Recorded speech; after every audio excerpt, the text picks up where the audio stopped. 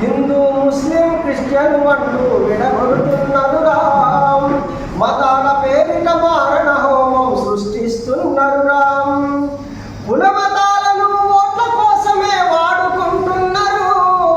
గెలిచినాక మన జీవితాలతో ఆడుకుంటున్నారు.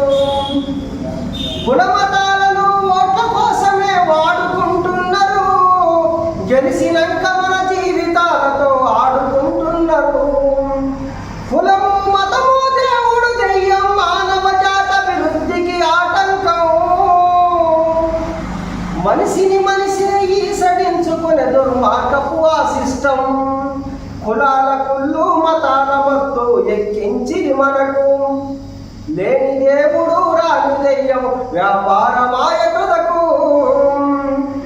దేవుని పేరిట నిత్యం మోసం జరుగుతూ ఉన్నది రామ్. వార్తల ద్వారా స్వయంగా కొన్ని చూస్తూనే ఉన్నాము రామ్. గుడిల వెలుపుల మహిళల మాన ప్రాణం తీసిరిరా. అంతటి ఘోరం జరిగిన దేవుడు ఏం చేస్తున్నాడు రామ్. గుడిల వెలుపుల మహిళల మాన ప్రాణం తీసిరిరా. అంతటి ఘోరం జరిగిన దేవుడు ఏం చేస్తున్నాడు రామ్. తన ఉండిల సొమ్ముని దొంగిలించిన తెలుసుకోని వైనం. తన గుళ్ళో డబ్బులు దొంగిలించిన తెలుసుకోలేడు కదా. తన ఉండిల సొమ్ముని దొంగిలించిన తెలుసుకోని వైనం. అయినా పోటీపడి మొక్కుతున్న మన బుద్ధి ఎంత హీనం.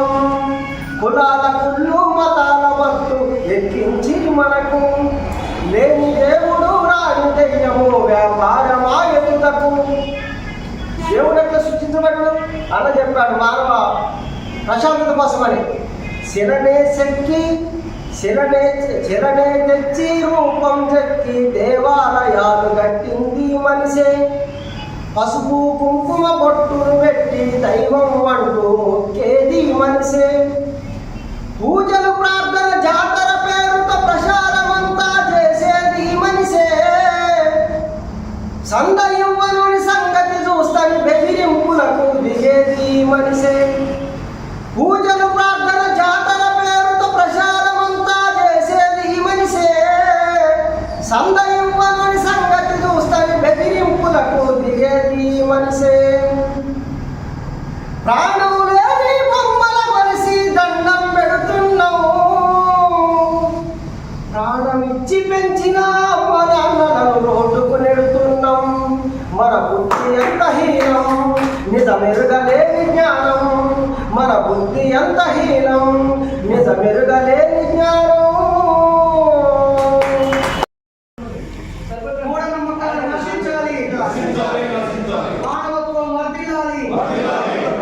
విజ్ఞానం వర్ధిల్లాలి.